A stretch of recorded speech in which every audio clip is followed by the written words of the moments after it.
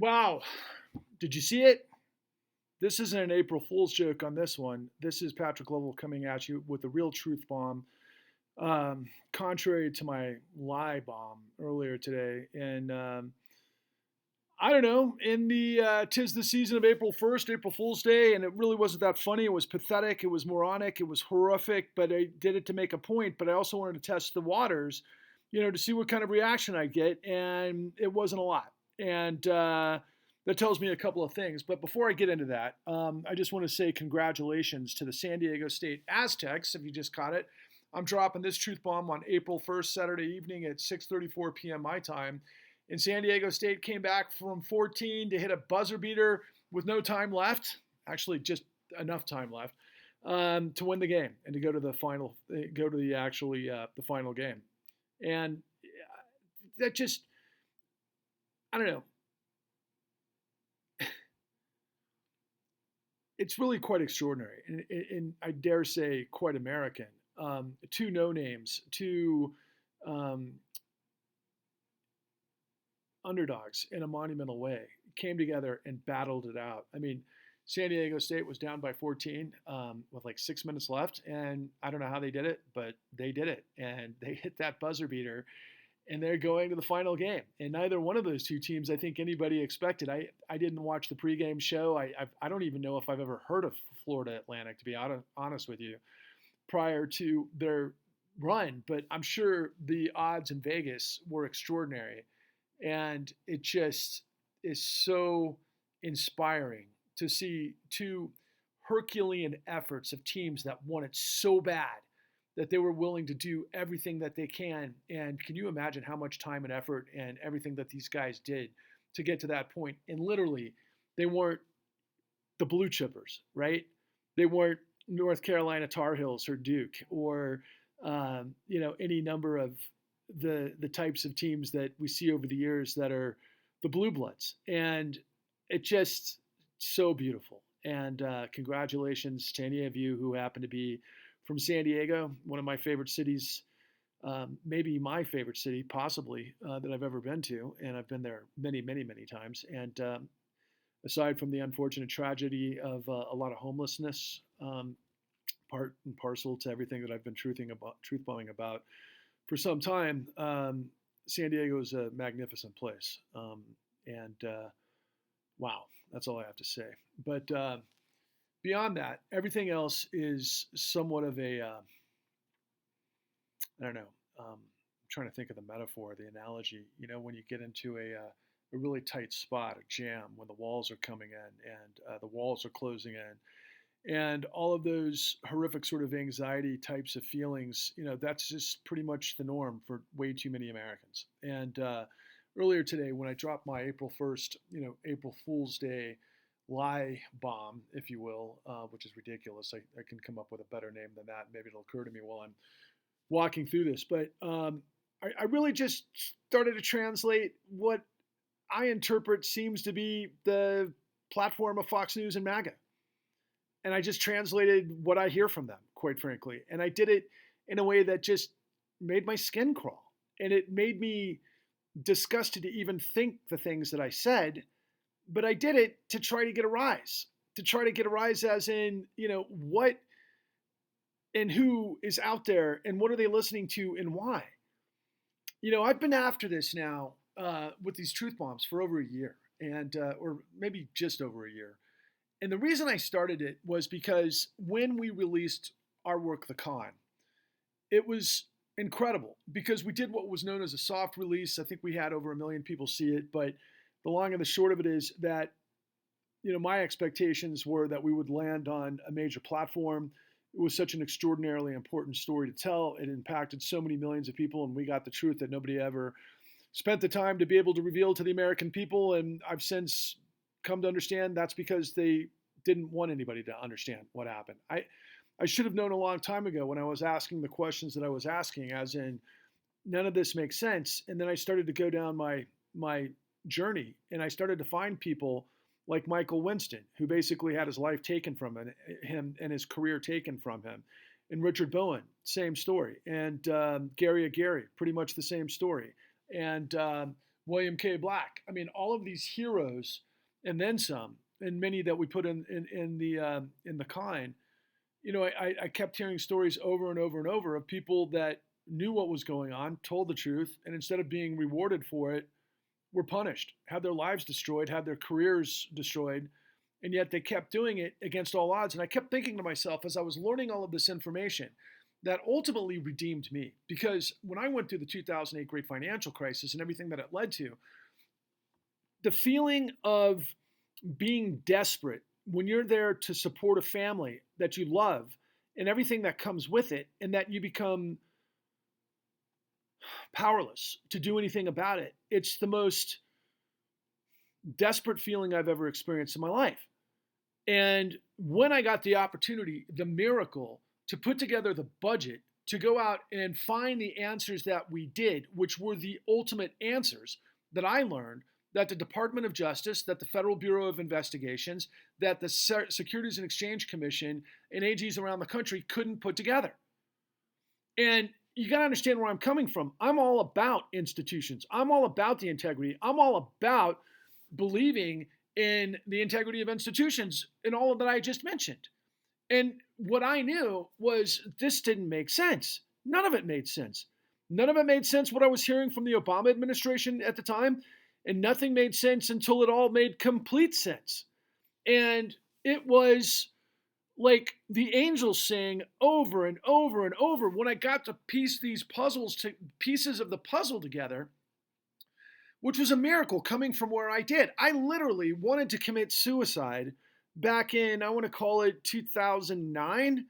I remember looking at my then, probably, let's do the math on it. So I think he was about 4 years old, right? And being powerless. And I'm a strong guy. I have always been a strong guy. I've always been a competitor. I've always been a very capable guy. And I couldn't put two and two together. I couldn't rub two sticks together to generate any revenue. And before that, for the previous 14, 15 years, that was my way of doing things. I'm the guy who would go out and put deals together and I make it happen. That's why I'm a producer. And at that time period, all of the money just dissipated. It disappeared. And I was dealing with, God, felt like Dante's 7 layers of hell. And I remember vividly, and I think about it often. I think about it way too often, and it comes to me in my dreams a lot of the times, where I was dealing with what were known as servicers who were jacking me around, and I knew they were jacking me around, and I knew that they had no intention to be able to, work out a deal that I understood at that time, especially because I'm an independent business guy. When shit hits the fan, you renegotiate and you try to make things happen, and you do come up with the capital. Financiers do that all the time, by the way. Everybody is constantly doing bridge funding, or you got hit and there's some sort of emergency. I mean, this happens all the time in business. And what I was learning at the time was, wait a second, these guys are playing with a deck that seems to be completely fixed and against me, and everything that they're telling me is a lie. And I knew that in 2008 and 9, quite frankly. And I was like, this doesn't make sense. And that's when I started pulling the strings, or, all of the, I started pulling all the threads. And then I was able to go to a very wealthy person who was from one of the wealthiest families in the United States, which was kind of the antithesis of the American, not antithesis, it was the, what am I trying to say? It was the expression of the American dream in many ways. And I just said to him, we got to figure out what's going on. Somehow they murdered the American dream. And he was like, look, if you can go figure out how we went of, for, and by the people to of, for, and by the corporation, I'm in. And it was a miracle. And I've told that story before, but it was a miracle. And what was probably even more of a miracle, considering everything that we went through, was that we really did go out and find out everything that this entire system completely covered up. I'm talking about the President of the United States. I'm talking about Congress. I'm talking about the Supreme Court. And most notably, I'm talking about our financial system.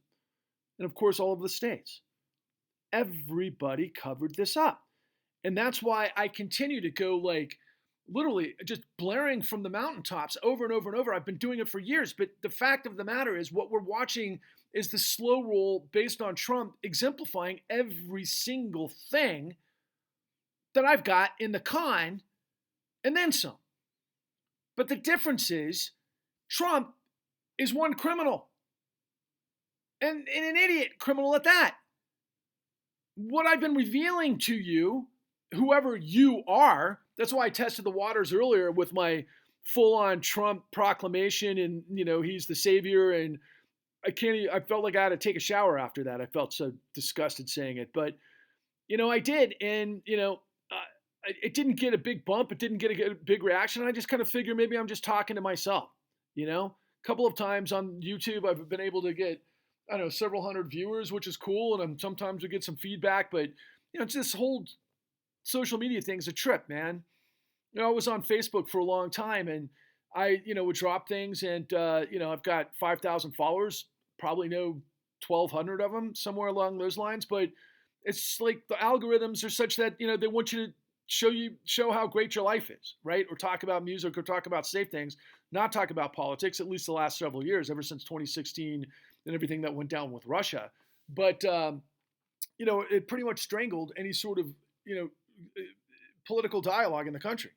And so I just stopped doing it after we dropped what was our most important moment of these truth bombs, when we created, which was still a miracle to me, and I still can't believe we pulled it off. But we have, if you go to my truth bomb, Patrick Level Truth Bombs the Con on YouTube, and you click live and you see Deception Owns You, that's literally a 10-hour filibuster with me presenting you detailed evidence of what the hell went down to create the largest criminal conspiracy and cover-up in history that never ended.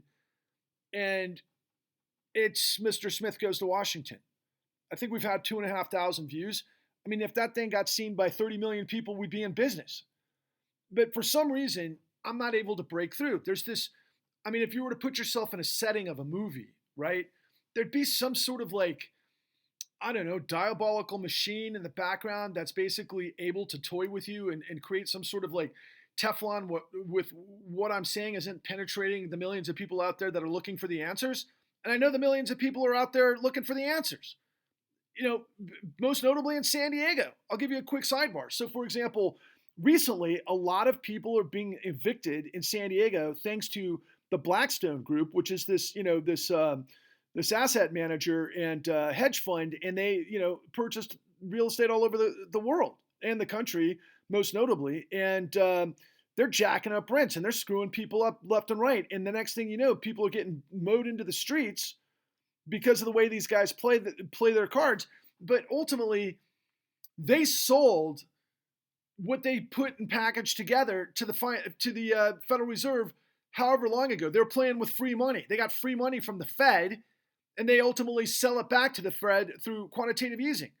And then they get to take the spread.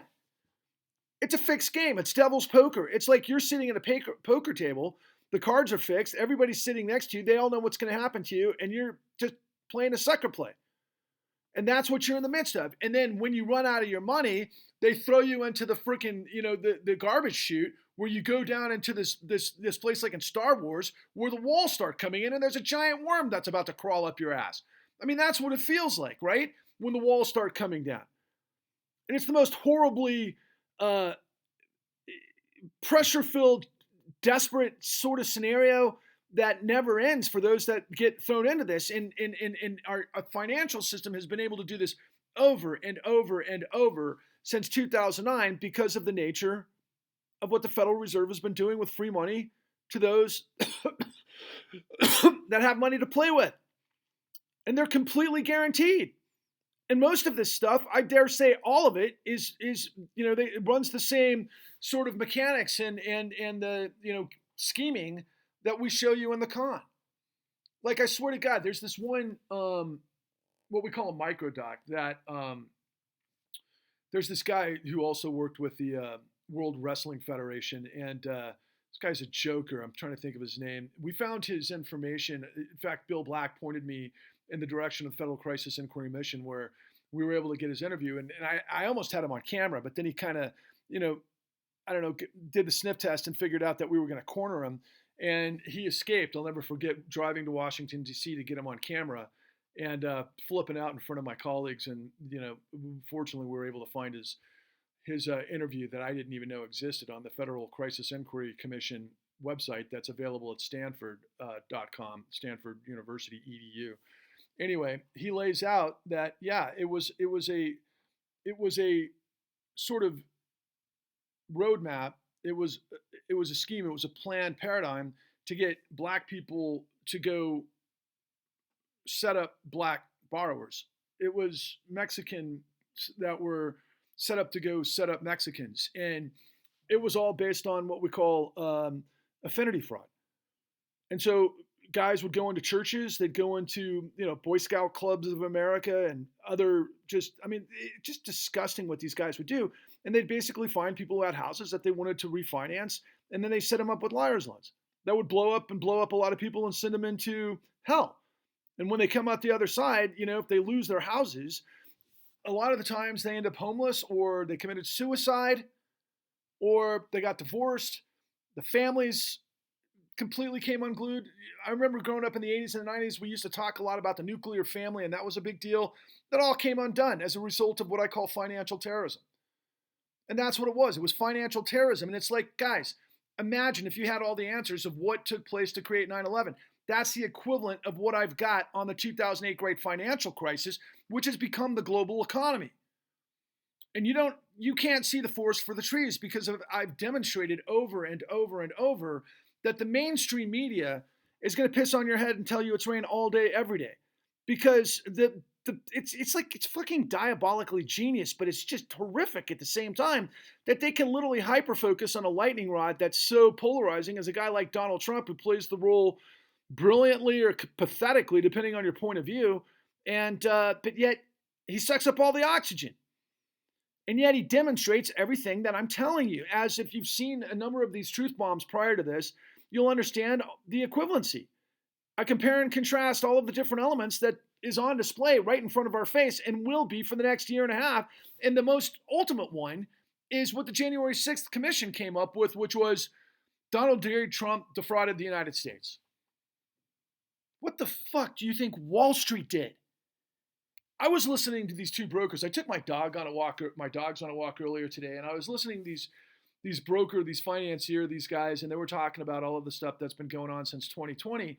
And all you had to do was listen and read between the lines, and they would say it outright. They were like, "Look, man, you just got to hang on." They were talking about the commercial real estate bubble that's about to blow up. They're like, "Yeah, it's gonna nuke." And for those of you who can stay and your cash is king, you're going to buy up and you're going to hoover up everything on the cheap, and it's going to be a once-in-a-lifetime generational opportunity. That's how these vultures operate. And it's like, okay, but it'd be one thing if it was the free market. It'd be one thing if people, were really doing all of their analytics and they saw things and they understood things and they responded just because of the nature of like being smarter than anyone else and they can move in a position. That's not what we're talking about here. We're talking about people where the fix is in, where everybody at the table knows the cards that you're reading and they know what bet you're going to make, and they're going to frickin' plow you into submission, and then they're going to throw you in the gutter and they're going to have the walls cave in on you. And then you're going to get spit out, and everything that you've ever believed in is going to be, destroyed. And your life is going to be miserable.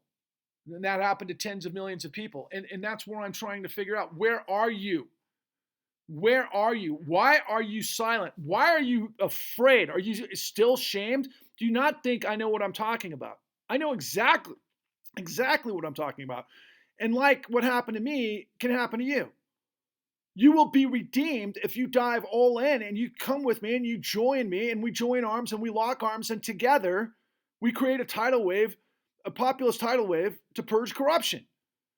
And we've got to do it now. And I don't know what else to say. I'm going to continue to say it, I guess, but please, God, hear me. There are people that have donated, that have contributed, that have invested to this campaign, and that's what it is. Is it a political campaign? Well, I say it's $13 for the Clean New Deal. So yeah, it's a political campaign. Could it be a presidential campaign? Yeah, eventually. I mean, if we were able to raise enough money and I had all of my ducks in a row and I did things, by the book, and then I was able to, take all of us together in a way, and that's my vision, that millions of us come together under the banner of truth, where we continue to spread like this, organic, confluence of truth. You can imagine an animated way, like where the vines that come out to, like, I don't know, purge the freaking clouds of misery.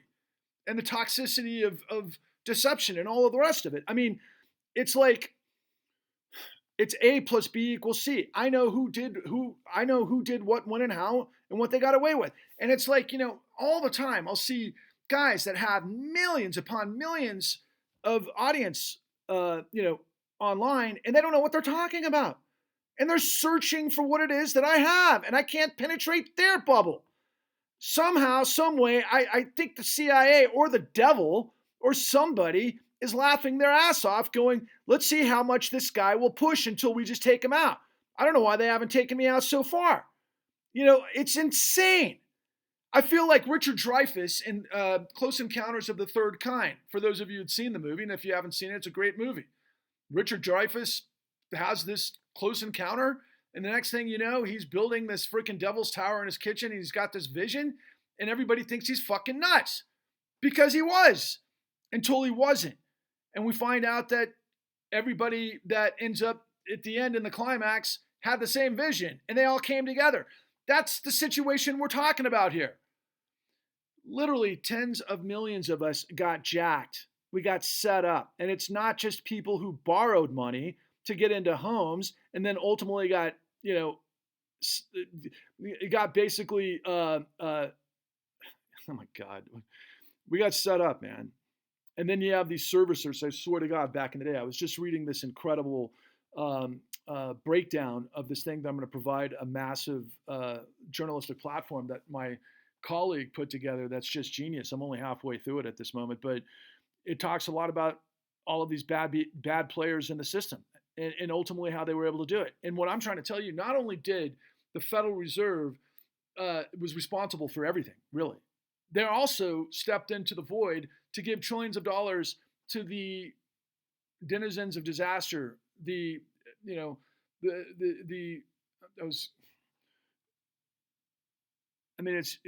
the brokers of calamity. I mean, there's so many things that should come to mind, and I'm just a little bit jammed up because I'm so frustrated. They got trillions of fucking dollars for destroying millions of people. And again, it's not just the borrowers. They got the pensioners. They got the the pensions of people who work as firemen or police officers or teachers or you name it, steel iron workers and pipe fitters. I mean, I've seen it across the board. They all got set up. And I mean, for those of you who work really hard and you try to, live up to the sort of ideals of the American dream, and you try to put your family together and make it safe for them, and you try to achieve greatness, and you try to make a safe place for your children and your wife and everything else, and then all of a sudden everything comes apart and they ended up turning to opioids and, disaster. It's collateral damage. And they haven't recovered. I mean, I was reading this piece from my friend this morning, and nobody recovers. And as it turns out, many of those people are the ones that have stepped up and they've invested in this program because into our campaign, because they understand that unless we rise above the fold, this story is never going to be told. And one of the main reasons I decided to drop this tonight is I wanted to see, like I said at the outset of this, how people would respond to something I'm ashamed that I actually did earlier today. But I did it to make a point. I don't know if I made the right point or not. I don't even think it got to enough people to where they paid attention. But the magnitude of the betrayal and the lies and the grift that we're in the midst of is biblical. It's unbelievable what is happening right before our eyes by our institutions, no less. And these people that have contributed, that have invested, they've lived it. One of the most inspiring stories I got on the GoFundMe so far is a group of 6 Mexican American families who got sabotaged, set up, and their lives destroyed, and they ponied up because they want to see this truth get above the ocean and madness of lies and deception. It's the world depends on it. And you might be thinking to yourself, okay, Patrick, you're making a compelling sort of argument for something that I didn't have anything to do with, that didn't affect me. I'm not going to look. It's like, I've done the same thing millions of times. Like, let's say a commercial pops up and I see someone trying to fundraise for animals that are stuck in cages that have been, tortured, and I, turn the channel. And I feel guilty about it because I love dogs and I hate a situation like that. And I have donated to those in the past, but I don't do it all the time because I've got limited ability to do so. And, I think a lot of people might out there be like, well, that's kind of the same thing for me. And plus, a lot of you might be like, well, people took out loans that they couldn't afford and they refinanced that they couldn't afford and they got greedy and they got stupid. So they get what they deserve. No, they all got set up. And a lot of those people did do stupid things like that, but not most of us. But everybody got set up in a situation. If you have the same, you know, belligerence, if you will, or the same standards, you've got to look at what actually happened with the financial industry. Control fraud makes it such that you're going to sabotage all of the lending criteria and the underwriting standards because you're going to turn a quick trick. Everybody on Wall Street used to say, I'll be gone, you'll be gone. Everybody knew they were fucking things up, and yet they did it anyway because they had to get their own bonus. What they didn't realize at the time was that the Federal Reserve and the government was going to circle the wagons to protect them, as opposed to freaking doing what we're starting to do with Donald Trump. And many people want justice. But let me tell you something. As bad, as villainous, as horrific, as stupid as MAGA and Donald Trump is, it's still nothing yet compared to what Wall Street got away with. But hence, it's all part of the same fucking tragic play. This is why I say corruption, say it with me, corruption births fascism. Guys, I don't know what it's going to take. I guess it's going to be a miracle. It's going to be a miracle from God. That God, if God is virtuous, if God believes in the just, if God believes in, right versus wrong, in Exodus versus resurrection, and everything that millions of us believe in, then somehow, some way, the miracle is going to happen to have you reach in your pocket and donate $13, invest $13 into this tidal wave crusade to purge corruption. And that's the only way it's going to happen. Because, look, again, I've said this before and I'll say it again and I'll say it tomorrow and I'll say it the next day. Billionaires and multinationals spend billions of dollars on corrupting the process to make sure that they, A, control it like a monopoly, and B, they control the courts, and C, when shit goes sideways, after they can't purge or they can't, squeeze blood from a turnip anymore, they crash it, and they get free money from the Fed to do it again. That's what they've been doing. How many of you are tired of being train wrecked by a lie? Why can't you stand for justice? Where is your courage? Where is your integrity? Where is your demand for honesty? Where is your demand for truth and justice? That's what it means to be a patriot. What we're in the midst of, and I swear to God, it's so cliche, it's ridiculous. The entirety of the American experiment was born because, as bad as they were, too, in the aftermath, because it's always a fuck show of humanity, because we're never perfect by any stretch, but millions upon millions of escaping immigrants from Europe were escaping tyranny. And they came to the United States to create a new world. And I do know what they did to the Native Americans, and I'm terribly, terribly ashamed of that. But like I've said before, there were many who were fighting on the right side of this from day one. Who, except the United States, proved liberty and justice for all as many times as we have? To my knowledge, none. We have to do it again. And it's just unbelievable that it's our country that's really at the head of the table that created this whole problem. Because we've been betrayed by our financial system. And no, they're not the Jews. Even though there's a ton of Jews in there and they should be insanely ashamed of themselves. I hope they're outed one day. I'll say it to them a million times. How dare you?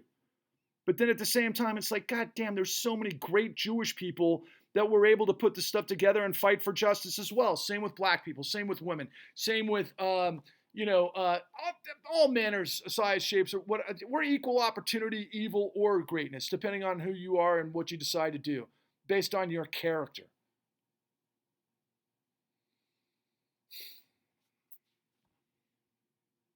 I gotta believe you're out there. I got to believe you understand that you have got to step in, and you know that what I'm talking about is true. Please invest with us. Help us move this forward. $13 is your proof, is your buy-in that you believe in liberty and justice for all, that you know that corruption is in front of us and that we're the only ones that are going to do it. I've demonstrated all week. The mainstream media has all positioned themselves from one vantage or another to exploit the shit show that Donald Trump is, demonstrating everything that I'm saying to you in one case. We're talking about millions of people that led to trillions of dollars. There is nothing bigger in our lifetimes, and it hasn't ended. And by the way, I think I brought this up earlier with these brokers that were talking about what they think is going to happen in the commercial real estate sector, that they all think's just about to blow. They're just waiting on the sidelines to get another cash infusion, just like what we just saw from the bailouts of Silicon Valley Bank. And I was talking to a friend last night. Who's a total workaholic sales guy who's not a big fan of socialism, and I got him to understand that he was the recipient with his commission checks because we saved Silicon Valley Bank, which is the guys that were paying for his VCs to pay him for his commission. He's in I don't know, what is it called? Some sort of AI. He's selling AI, okay? And he's like, yeah, you're right. And it kind of boondoggles a lot of people, right? Because they're like, oh my God, I'm a socialist. They don't mean to be.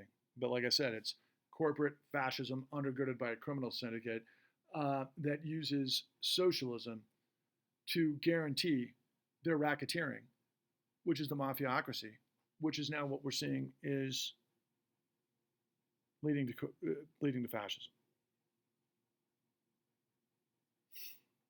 We've got to get 1,300 people to invest. If we can get on first base with 1,300 people, again, like I've said, I'm going to take this information. We're going to create a podcast. We're going to get structured. We're going to get organized. We're going to create the verticals, and then we're going to plow forward. And if we can get to 19,600, I guess, 1,300 contributions at $13, $16,900, then we can get to 13,000 contributors, investors. Then we can get to 13 million. If we can get to 13 million, we'll change the world. We'll win. This is monstrously bigger than Watergate. This is Frankenstein compared to the Trumpenstein. Sorry, didn't mean to make a joke. Congratulations, San Diego State. I love the underdog. I love an underdog that commits, does everything it takes to win. That's who we are. Failure is not an option. When you have the truth, you're bulletproof. If you, me, and everyone you see who isn't a Nazi, who believes in dignity, integrity, liberty, and sustainability, and we merge in unity, we will defeat tyranny, and that will be our destiny. Rise, roar, revolt.